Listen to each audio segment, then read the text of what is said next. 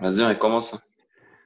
Alors Lucas, bonjour. Mais la première question qu'on a envie de te poser et qu'on pose à tout le monde, comment est-ce que ça va en cette période de confinement? Mais bonjour à vous tous. Les confinements, ils passent, je crois que pour la plupart des gens, difficile. C'est un moment très dur pour beaucoup d'entre nous. Après, on essaie de couper le temps correctement. Dans ma famille, j'ai pas eu le cas, ni ici, ni en Brésil. Et j'espère qu'on va passer cette crise rapidement. D'accord.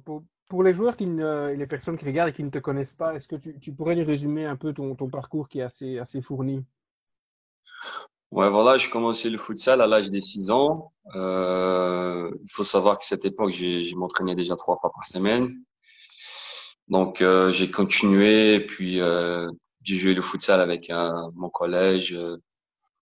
Donc, j'étais champion de Brésil à plusieurs reprises. Puis, à l'âge de 19 ans, j'ai gagné un des titres les plus importants de ma carrière, que c'était le championnat brésilien sub-20 avec l'aide de Guina et de Diogo. Et puis, en 2006, j'étais invité pour venir en Belgique jouer avec Bruxelles United à l'Union belge. Donc, cette année-là, on a joué la demi-finale de Coupe de Belgique et aussi les playoffs du championnat. On a perdu contre Anvers, qui était sacré champion cette année-là.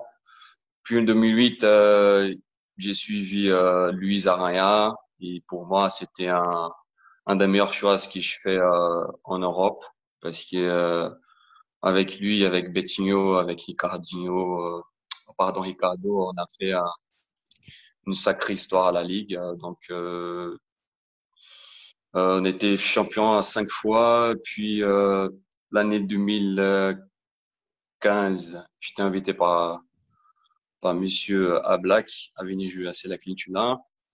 Et puis voilà, j'ai joué avec Tunin. En même temps, j'ai joué aussi à Paris, au Sporting de Paris, où j'étais aussi champion 5 fois de championnat de France. J'ai participé à 4 Coupes d'Europe. Et puis l'année passée, je suis devenu belge et aujourd'hui, je joue aussi avec l'équipe nationale de Belgique. Et pour ceux qui te connaissent pas personnellement, je pense que tu es aussi passé par l'athlétisme, où là aussi tu as obtenu des résultats. Est-ce que tu peux nous en parler un petit peu? Ouais, voilà, quand j'avais 12, 13 ans, j'ai participé à un tournoi des vitesses euh, dans mon lycée et puis j'ai été sacré champion dans le premier coup. L'entraîneur, il m'a appelé, m'a contacté, il m'a dit, t'as le talent, t'as la force, t'as tout ce qu'il faut pour être vélociste. Donc, je commençais à m'entraîner, donc je faisais les deux, j'ai combiné l'athlétisme et le futsal. Et puis, j'ai sacré champion de Brésil à 18 ans. Donc, mon record en 100 mètres, c'est quasi le temps pour aller aux Jeux Olympiques. Et c'était un des premiers choix difficiles pour moi dans ma carrière d'athlète. C'était de choisir le futsal à la place d'athlétisme, quoi. Et en termes de formation ou de préparation, est-ce que tu peux dire que l'athlétisme t'a aidé au futsal ou pas du tout? Non, ça m'a beaucoup aidé l'athlétisme. Il faut dire qu'il est un sport individuel. Il permet vraiment à, à la personne à travailler vraiment en lui-même, quoi. Donc, tu fais un entraînement des 2 heures, c'est pour toi. Donc, si on compare avec le futsal, on travaille collectivement. Donc, l'athlétisme m'a permis vraiment de me connaître d'abord mentalement, de savoir ce qui me fait mal, ce qui fait pas mal. Les entraînements physiques, c'était vraiment impressionnant. Et ça m'a aidé vraiment à me concentrer, à avoir un mental fort. Et aussi j'ai utilisé ça dans la vitesse pour jouer, quoi. Donc, j'étais beaucoup rapide avec le ballon et sans le ballon, quoi. D'accord. Et actuellement, comment est-ce que tu gères le quotidien? Continue à t'entretenir ou comment ça se passe? Ben là, j'ai préparé un dossier pour obtenir les diplômes en France. Donc, au début du confinement, j'étais vraiment occupé. Puis, j'ai entraîné 3, 4 fois par semaine physiquement. Et une fois que la fédération elle a annulé le championnat complètement, donc j'ai pris un peu de temps, j'ai passé 10 jours sans rien faire parce que cette saison, c'était vraiment très, très, très dur physiquement pour moi. Et là, des petits et petits, j'ai pris les activités. J'ai essayé un peu de découvrir de nouvelles choses, de lire des livres, d'étudier, et voilà, quoi. D'accord. Donc actuellement, bah, tu joues, on va dire, au poste d'ailier, enfin meneur ailier. Quelles sont pour toi les qualités indispensables d'un bon ailier au futsal? Ben, je crois qu'il pour être un bon ailier, il faut être rapide, technique et avoir une bonne lecture de jeu. C'est pas dire que les autres ils n'ont pas, mais un ailier, c'est lui qui prend le plus de décisions possibles, quoi. C'est lui qui connecte, on va dire, le jeu entre le défenseur et l'attaquant. Donc ça se passe toujours pour lui. Puis je crois qu'aujourd'hui, avec tout le mouvement et les déplacements du futsal, je crois qu'il y a un ailier, il doit être aussi compétent physiquement, il doit être assez costaud pour défendre, il doit être aussi efficace devant le but, quoi. Est-ce qu'il y a un joueur particulier qui est pour toi une source d'inspiration sur lequel tu te bases? Ben, je crois que je regarde beaucoup des vidéos de Diego qui joue au Barcelone. Il m'a impressionné quand j'étais avec Bruno Barbosa, qu'on était voir au Final Four au Sporting en 2014. Il m'a impressionné par sa vitesse, pour son équilibre en corporel, en fait. Une fois qu'il accélère, il accélère avec un équilibre corporel. Et à ces moments-là, il peut tout faire. Il peut faire une passe, il peut faire une frappe, il peut dribbler. Je crois je regarde un peu lui, mais dans les derniers moments, dans les derniers temps, je vois plutôt un jeu collectif, quoi. Je regarde plus le mouvement tactique de jeu qui est un jeu spécialement, quoi. D'accord. Et donc tu es passé, donc tu nous l'as expliqué, par plusieurs championnats, donc principalement donc d'abord le Brésil, puis la Belgique, Union Belge Ligue et aussi la France. À l'heure actuelle, quel regard tu portes sur le championnat français? Mais un regard positif, un regard qui nous donne de la motivation en espérant que les clubs ils vont d'abord respecter les joueurs. C'est ça le plus important parce que c'est les joueurs qui font les spectacles. Je crois que la France, elle est arrivée à un moment il faut sauter un palier. Sauter un palier, ça veut dire avoir des contrats professionnels, avoir des maires qui vont soutenir les clubs, avoir des supporters, y avoir aussi euh, une publicité, quoi, un support, un média qu'on avait avec Urchi cette année avec Yahweh TV. Donc si les clubs ils respectent les joueurs, la fédération continue à aider, je pense que ça va être un des championnats le plus compétitif, le plus dur à gagner, quoi. Mhm. Et donc, toi qui es passé donc, par plusieurs championnats et aussi plusieurs fédérations en Belgique, comme tu nous l'as expliqué, quelles sont les principales différences pour toi avec la France? Ben, c'est ce que tout le monde dit, quoi. En France, ça joue physiquement et c'est un jeu vraiment physique dans le duel, dans le 1 contre 1. Et c'est pas un futsal vraiment à 100% tactique, mais que ça commence à vraiment être un jeu d'intelligence. Au contraire, en Belgique, c'est avec l'école de futsal des plusieurs années qui a commencé avec Action 21. Aujourd'hui, le futsal belge, il est tactique, et moins physique, ça c'est sûr. Et je crois que c'est ça la différence. Après, avec le championnat brésilien, il faut pas faire une comparaison parce qu'on est à 10, 15 ans de distance entre les deux championnats, quoi. Clairement. Et lequel des deux, entre la Belgique et la France, pour toi, se rapproche plus d'une Coupe d'Europe ou d'un championnat d'Europe? Ben, c'est sûr que c'est le championnat français. On sait que les arbitres, ils laissent jouer. Je me rappelle un match qu'on a fait en Coupe d'Europe, un match des qualifications. Juanito, qui joue avec nous à ce moment, il a commis une faute derrière. Il a taclé, en fait, le joueur derrière. Euh, et à l'époque, l'arbitre, il a sifflé une faute, mais il a pas donné une carte jaune, il a rien donné, en fait. Et si tu fais la même faute en France, peut-être il va sortir une carte jaune, mais en Belgique, il va sortir une carte rouge. Donc, si les joueurs ils sont habitués à jouer à un championnat qui a beaucoup de contacts, les arbitres ils laissent jouer, ils sont prêts à jouer la Coupe d'Europe. Et je crois que les championnats français ils approchent vraiment au championnat européen. D'accord. Donc, tu nous as expliqué dans ton parcours, donc tu as quand même gagné pas mal de titres. Quel est pour toi le plus beau? Moi, j'ai deux en ma tête. Je vais dire les plus beaux. Les plus beaux, c'était en 2011, saison avec Sporting de Paris. On a joué une finale contre un Paris Métropole. À l'époque, Marcelo Serpa, qui est le coach de Toulouse aujourd'hui, il était joueur. Il y avait Bruno Barbosa qui jouait avec Paris, Vinicius, etc. Et on est parti pour jouer cette finale avec 5 joueurs, avec Luis Arrayan qui avait la fièvre.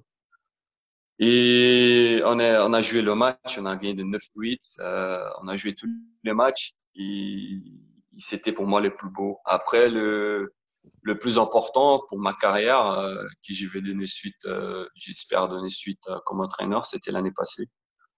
Où j'étais en binôme avec Yannick et j'étais joueur-entraîneur. Et pour moi, c'est ces 2 saisons-là qui m'a marqué les plus. D'accord. Et qu'est-ce qui, après autant de titres et toute cette saison, qu'est-ce qui te donne encore l'envie de gagner des titres? Comment on trouve la motivation? Ben, je crois que la motivation, à la base, c'est d'être humble. Si à un moment donné, qui t'es humble et tu dis qu'il t'a oublié vite la saison passée, tu vas vite être concentré pour gagner. Et moi, j'étais toujours comme ça. Moi, j'ai cette pensée et j'ai essayé de passer à tous les joueurs, à tous mes joueurs qu'il faut garder cette motivation. Il faut être professionnel comme nous sommes, mais il faut être toujours essayer d'être toujours le meilleur. Et on est payé pour avoir des résultats. Donc, il faut garder la motivation, peu importe la motivation que tu as, si c'est une motivation de l'argent, si c'est une motivation parce que tes parents ils sont loin, si tu es motivé parce que tu sais que tu vas jouer contre un mec qui t'aime pas, il faut avoir une motivation intrinsèque ou comme extrinsèque, il faut voir tout ça, il faut tous les jours, tous les entraînements, tous les matchs. C'est difficile, je sais que c'est dur, mais il faut essayer, quoi. Il faut essayer. Je crois que c'est ça qui me pousse toujours. J'oublie tous les ans. L'année passée, on a fait une superbe saison. On n'a pas perdu un match. J'ai oublié. Cette saison, on a fait aussi une superbe saison et j'ai oublié. L'année prochaine aussi, ça va être la même chose. Et je crois que c'est ça. C'est cette caractéristique que j'ai. D'accord. Ici, question totalement autre, on voit que il commence à y avoir le test de cette transition football-futsal avec par exemple Juninho, donc le Brésilien qui investit énormément là-dedans à Lyon. Est-ce que toi, c'est quelque chose que tu penses nécessaire, indispensable, incompatible? Comment est-ce que tu vois cette transition? Si on parle des transitions, c'est complémentaire. Mhm. On sait tous que le futsal, c'est un jeu rapide, c'est un jeu des petits espaces. Donc, si y a un enfant qui arrive à combiner les deux, comme on a plusieurs cas ici, plusieurs exemples déjà, Neymar, etc., il va devenir beaucoup plus intelligent, beaucoup plus rapide, etc. Mais il faut savoir qu'ils sont deux disciplines différentes, sont deux disciplines qui ont des règles spécifiques. Donc, il y a un âge de transition et je pense qu'il faut respecter cet âge. Mais il faut aussi dire que le futsal a besoin de cette combinaison, on va dire comme ça. Euh, Si on prend par exemple, si tous les clubs de football, ils avaient une équipe de futsal, comme Barcelone par exemple, ils ont, je crois que le futsal, il pouvait être beaucoup mieux qu'aujourd'hui, il pouvait être beaucoup plus connu qu'aujourd'hui. Donc cette transition pour les joueurs, c'est important et peut-être aussi pour la discipline, elle aussi, elle a besoin un peu de cette aide des clubs de football. Et je crois on va donner un exemple. Cette année, on a fait une transition avec le football, le futsal, et c'était super bien. Les enfants, ils adoraient, ils kiffaient de faire le futsal et le football. Et le plus gagnant, ça va être toujours l'enfant. D'accord. On a une petite question aussi de Mathéo qui nous demande, tu n'es pas passé par le foot en terrain à 11, toi, non? Non, j'ai eu une expérience avec football quand j'avais 17 ans. J'étais invité pour mon entraîneur de football de collège à participer d'un tournoi brésilien et scolaire. Donc, moi, du coup, et on est parti ensemble jouer. Et on était champion brésilien scolaire. Et puis, on a eu le droit de jouer les championnats sud-américains des footballs scolaires et on était champion. Donc, j'ai eu cette petite expérience au football, mais j'étais pas comme Bruno qui a joué à un vrai niveau. Et qu'est-ce qui t'a donné envie et qui t'a fait choisir alors vraiment le futsal, toi, plutôt que le football? Ben, je crois que c'est parce que j'aimais le futsal. C'est une discipline qui beaucoup d'entre nous ils vont dire que c'est trop facile à jouer. Tu prends 10 mecs, tu as un ballon, une salle et tu joues. Et puis le futsal que j'ai connu, c'était un futsal des rues. C'était un sport de rue. Donc j'ai joué dans ma rue avec mes voisins, 3 contre 3, 2 contre 2. Et c'était un peu similaire avec le futsal. Et puis, il m'a toujours touché cette combinaison entre la technique, la vitesse et la tactique. Et après, j'ai eu l'opportunité de faire le futsal avec les études. Donc, j'étais joueur dans un collège, une école qui était vraiment reconnue.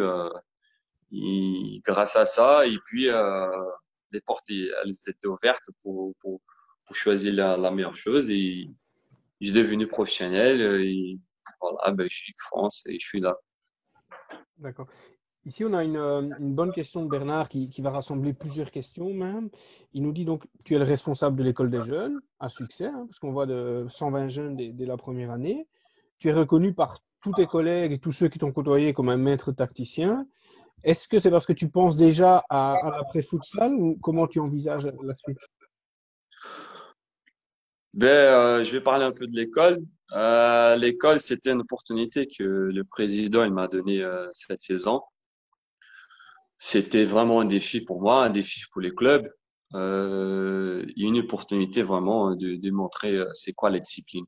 On avait discuté début de cette projet, comme, comme par exemple que le futsal c'est inconnu dans la région. Puis aussi les créneaux qui étaient pas énormes à la salle d'Orchy. Et en plus, la salle d'Orchy aussi, elle était loin des quartiers. Donc on avait tous ces difficultés, mais au travail, grâce à l'aide des personnes, moi aussi, je dois remercier beaucoup Farid Dehba, qui est le président du district d'Esco de la section futsal. C'est lui qui m'a expliqué un petit peu comment je devais faire les choses. Donc on a commencé par les portes ouvertes. Au bout d'un mois, on avait pas mal de joueurs. Puis on a fait un partenariat avec deux clubs de football. Et avec ça, l'académie a pris forme. On avait des entraînements de qualité. Je dois aussi remercier les éducateurs qui donnent les entraînements, Corentin, Yacine et Sofiane. Et puis voilà, le projet a pris forme. L'académie a eu un bon succès, une réussite. Grâce à ça, grâce au club, grâce aussi à la formation que les éducateurs ont fait avec la Fédération française. Et en parlant de ça, pour répondre à la question, j'étais toujours on va dire, j'ai étudié toujours le futsal. J'avais un aspect vraiment critique de jeu et j'ai discuté beaucoup avec mes coachs quand j'étais jeune. J'ai posé beaucoup de questions par rapport au jeu et c'est pour ça qu'aujourd'hui, j'y connais, on va dire, plus tactiquement le jeu que beaucoup d'autres joueurs parce que j'ai aimé ça, quoi. J'ai aimé discuter, j'ai aimé savoir pourquoi on devait faire ça, pourquoi on devait prendre une décision. Et grâce à ça, aujourd'hui, je peux utiliser pour aider les joueurs qui connaissent pas la discipline. D'accord. Et l'après-futsal, je veux dire, tu as déjà pensé, donc tu t'orientes vraiment vers quelque chose comme un métier d'entraîneur ou totalement autre chose? Ben, j'ai des projets de continuer ma carrière comme entraîneur de futsal. Euh, donc là, j'ai fait une demande de validation d'acquis d'expérience. Je vais faire un entretien, on verra bien. Puis, je dois faire le diplôme de futsal performance en France. Si ça tombe bien, dans 3 4 ans, pourquoi pas essayer d'être un entraîneur.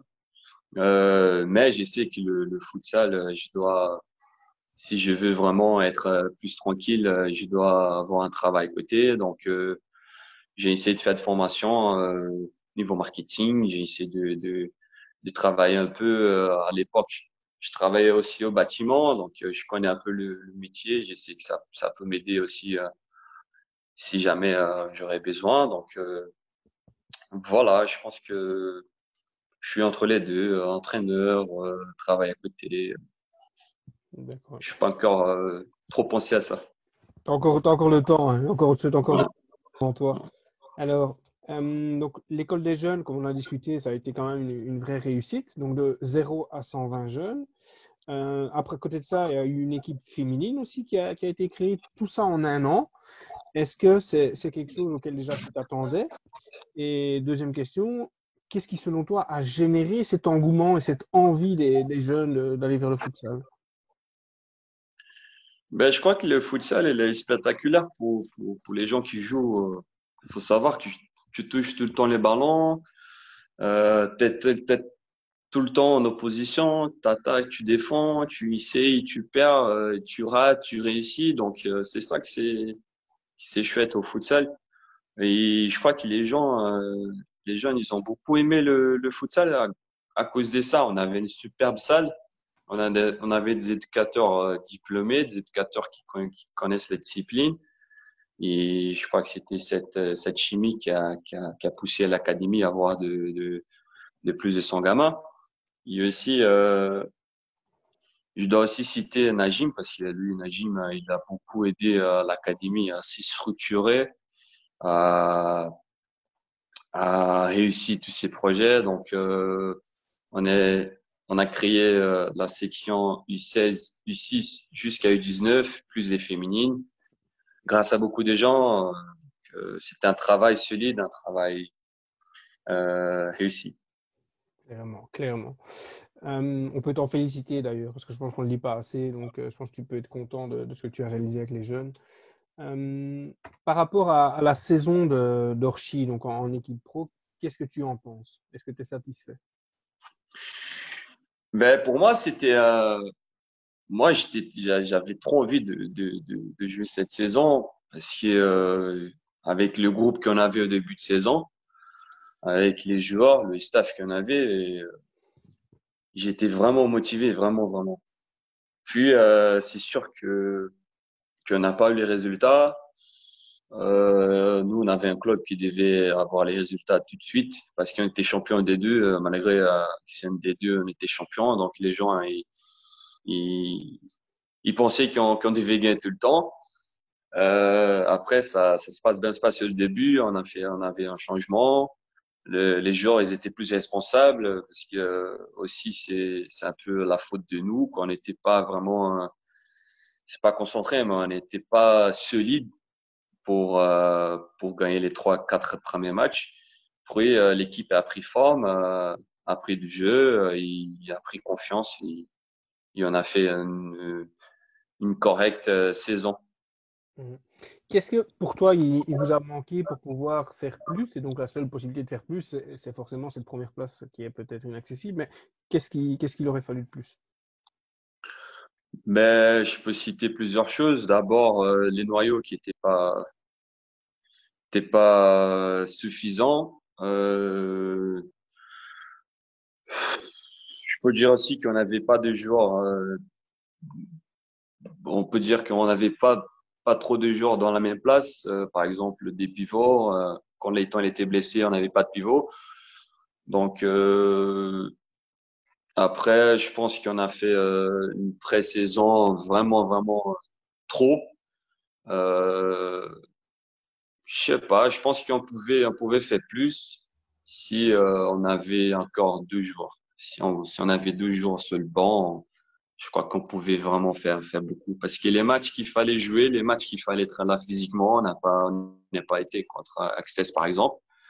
Physiquement, on était vraiment, vraiment très nuls. Parce que on a trop demandé aux joueurs de jouer les matchs avant. Donc, on a joué le match contre Béthune avec 5, on avait joué les autres matchs avec 6. Donc, physiquement, on n'était pas vraiment en forme pour jouer les matchs fallait jouer. D'accord. Donc, je pense s'il avait deux, trois joueurs et encore un peu de patience de président avec les coachs, on pouvait faire une belle saison. D'accord. Euh, Qu'est-ce que tu penses toi, de la décision de la fédération d'arrêter les championnats? On voit par exemple qu'en Hongrie, ils n'ont pas encore décidé et ils envisagent de reprendre au mois de juin.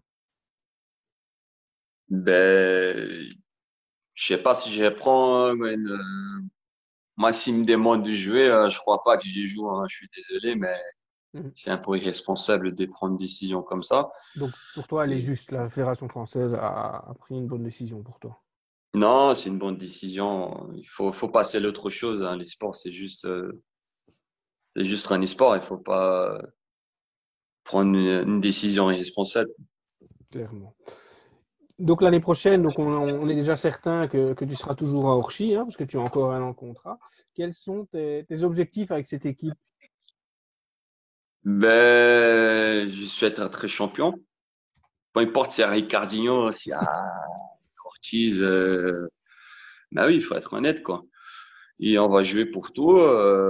Il faut évoluer, ça c'est sûr. Si on reprend les années qu'on a fait, la saison qu'on avait il y a 3 ans, où on était et où on est, on a fait un super travail. Donc il faut évoluer, il faut apprendre avec les erreurs. Donc cette saison, il faut faire un bon groupe. Et je crois que ça va être plus facile parce qu'il y avait beaucoup de nouveaux l'année passée, des joueurs qui connaissaient pas la compétition. Et là, cette saison, j'espère que tu vas garder beaucoup de joueurs. Comme ça, on peut partir pour une saison avec des joueurs qui savent déjà comment on joue, qui connaissent déjà, qui ont déjà des automatismes. Et ça va faciliter pour peut-être gagner le tournoi, la compétition. Quel est selon toi le meilleur joueur français actuel? En championnat, pas français, le meilleur joueur du championnat, on va dire. Ben, le meilleur joueur, je peux dire Igor ou alors Edu. Pour C'est les deux, moi, c'est entre les les deux qui deux. ressortent dans toutes les interviews, hein. Donc c'est bien, tout le monde est vraiment d'accord là-dessus. Hum. Au niveau des équipes, si on retire Access, parce que comme Access a tout gagné, quelle est l'équipe qui vous a donné le plus de mal selon toi? Pour moi, Toulouse. Métropole Ouais, Toulouse Métropole. de Marcelo, hein. C'est aussi ça Moi, une ressort équipe énormément. solide, une équipe jeune, une équipe tactiquement vraiment correcte. Je crois que c'est tout. D'accord. Quel est ton pire souvenir en futsal? Ben, le pire souvenir collectivement, j'ai le Sporting quand j'ai raté les penalties en 2010 en finale contre AKB. Et individuellement, c'est quand j'ai eu ma blessure à la rupture du ligament croisé en 2013 et que j'ai eu du mal à revenir en forme. Blessure qui t'a tenu longtemps éloigné, hein. Je pense que ça a duré une dizaine de mois avant que tu puisses commencer Ouais, j'ai eu un ligament, un rupture du ligament croisé.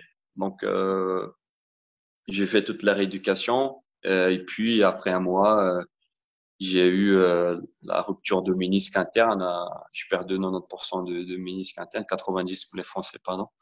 Et là, j'ai resté 3 mois pour l'éducation, donc ça m'a pris 9 mois. Est-ce que tu peux dire que suite à cette blessure, le style de jeu Lucas Denis a changé? Ah, beaucoup changé, hein. Ben, moi, je peux dire qu'après un an, j'étais pas, après un an de reprendre le jeu, je me sentais pas comme avant. J'ai perdu en vitesse, j'ai perdu en confiance. Et puis, on s'adapte. Aujourd'hui, je suis un joueur qui plus intelligent qu'avant, mais moins rapide qu'avant, ça c'est sûr. Et ton meilleur souvenir en futsal, on va passer sur des bons moments, c'est mieux. Mais meilleur souvenir,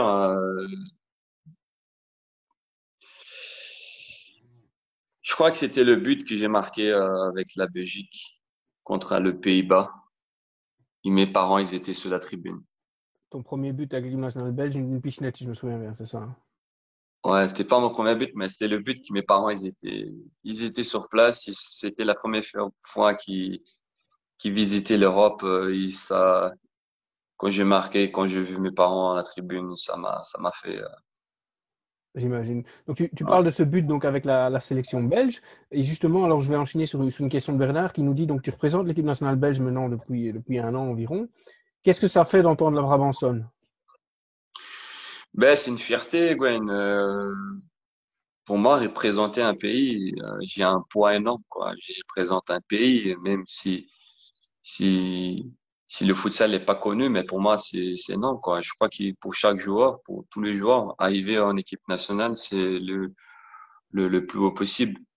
C'est un honneur de représenter la Belgique. C'est un pays qui m'a accueilli, c'est un pays qui m'a beaucoup aidé. C'est un pays qui j'ai ma maison, j'ai ma famille, j'ai beaucoup de choses ici. Donc, je remercie beaucoup l'opportunité que Lucas Cragnas il m'a donnée et j'espère continuer, j'espère pouvoir représenter la Belgique. Quel est le meilleur joueur de futsal que tu as côtoyé? Qui m'a Avec plus lequel tu as impressionné, joué? c'est Avec lequel tu as joué d'ailleurs, d'abord. avec qui j'ai joué. Pour moi, c'est Guina. Guina. Guina, pour moi, c'est L'actuel ou il y a 20 ans? Ça va lui faire plaisir. si aujourd'hui, si on regarde Guina quand il fait un contrat, c'est déjà impressionnant. Imagine-toi quand il avait 19 ans, c'était impressionnant. Guina, il a une technique des jeux, mais vraiment impressionnant. Puis contre, je crois qu'il Franklin, À l'année passée Carthagène. quand on a joué à Cartagena, il m'a, Personne n'en parle, mais moi personnellement, très très impressionné de ce joueur. ouais, il a fait mal physiquement en plus. Hein. Pas vite, hein. Très, très. Dans le groupe actuel, Lucas, des petites questions comme ça où tout le monde s'y est prêté. Quel est le plus fou? Les plus fous, Darcio. Arcio. Le plus travailleur? J'ai trois. J'ai Vas-y. Darcio, j'ai Josette, j'ai Bono. Eh ben, alors, celle-là, elle va te faire plaisir parce que tu as été cité hein, dans le début de Caïque. Le plus radin? Le plus radin, euh, je crois que c'est Bruno. Hein. Ça va lui faire plaisir. Je suis radin, mais je crois aussi Bruno il est radin aussi. Le plus râleur? Alors, c'est Guina, sûr, mon ami. Alors ici, quand tu regardes toutes les interviews, donc il ressort que tous tes partenaires, quand on leur pose la question qui est le plus stylé, c'est toi qui ressors. Alors la question que je te pose, c'est est-ce que c'est dû au fait que tu fais vraiment attention à l'image que tu dégages, ou est-ce que c'est parce que les autres ne savent pas s'habiller? Non, mais c'est vraiment parce que je suis toujours sur ce vêtement du club. Je sais pas pourquoi je suis stylé en fait. Parce que je crois ils sont vraiment, ils savent pas s'habiller, c'est pour ça qu'ils disent je suis stylé. Ou alors parce que je suis très beau, ils disent on va dire stylé comme ça. C'est peut-être ça, ça doit être ça. Alors, quel est pour toi le meilleur joueur de football? Football, hein? De tout le temps. Ouais, actuel, on va dire, actuel. Actuel, c'est Messi. Mais si, hein. Et au futsal? Euh, ouais, Ferrand, Ferrand. Ferrand, il fait l'unanimité complète aussi hein, chez tous les mondes. Donc, alors, on a une question de M. Barbosa, hein, je pense que tu connais, qui nous dit quel est le meilleur club de football brésilien actuellement? Actuellement, je crois que c'est Flamengo parce ils ont tout gagné l'année, les saisons passées, mais je suis pas football, donc je crois que c'est Cruzeiro, je pense. Cruzeiro, donc, quel club de ton cœur, on va dire. Donc, Euh, ici, on a une belle question d'Agathe qui nous dit donc, en cette période de confinement, donc, elle remarque que Laetitia, donc, qui est ton épouse, qu'on salue, veille sur ton entraînement. Et elle se demande quel préparateur physique est le plus motivant, Jérémy ou Laetitia? non, c'est sûr que c'est ma femme. Elle a une motivation, mon ami. Elle est toujours là. Allez, on fait ci, on fait ça, on va faire du vélo, on va courir, on va faire du rythme, on va regarder un vidéo YouTube. C'est vraiment Laetitia. Elle est exigeante avec toi? Non, c'est pas qu'elle est exigeante, mais elle me motive, quoi. Elle est toujours disponible, elle est motivée. Et malheureusement, Jérémy, elle est un peu loin. Et je les vois passer pour dire qu'il me motive, quoi. D'accord. Tu préfères, avec ton club de Cruzeiro, gagner la Libertadores ou le championnat brésilien? Bonne question. Je crois Libertadores parce qu'ils ont déjà gagné trop le championnat brésilien, donc Libertadores. 6 fois le championnat brésilien, je pense, c'est ça, hein. Ouais, je sais pas, j'ai perdu. Ouais, c'est 6, tu comptes plus. Euh, alors, choisis entre les deux, Romario ou Ronaldo? Ronaldo le vrai? Phénoménal, le vrai, ouais, Ronaldo. Ronaldo. Alors là, une belle question de Monsieur Michel Moraes, je pense que tu connais bien, euh, qui nous dit Atlético Mineiro ou Amerigo? Jamais Atlético, mon ami. Donc, Amerigo quand même, Mais oui, América, Coelho, quand même. Coelhon. Choisis un des deux entraîneurs. Tous les deux, ils sont passés par Cruzeiro. Luxemburgo ou Scolari? Tous les deux ont gagné avec Cruzeiro. Je crois que Luxembourg, en 2003, il a fait une saison spectaculaire. Il a tout gagné cette année-là. Donc, Luxembourg. Luxembourg. Renato Gaúcho ou Fred? Fred. Fred. Gaúcho, c'est compliqué, hein. Ah oui. Alors, la Seleção de 2002 ou 2006? 2002. Hein. 2002, hein. D'accord, qui a gagné, hein. Mais oui. Qui est pour toi le meilleur joueur à être sorti du centre de formation de Cruzeiro? Ben, Ronaldo, le vrai.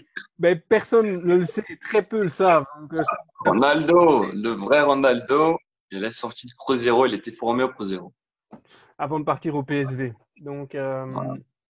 ici, on a une bonne petite question. Donc, lors du dernier match de D1 pour se sauver, Cruzeiro doit battre l'Atlético qui lui est déjà sauvé.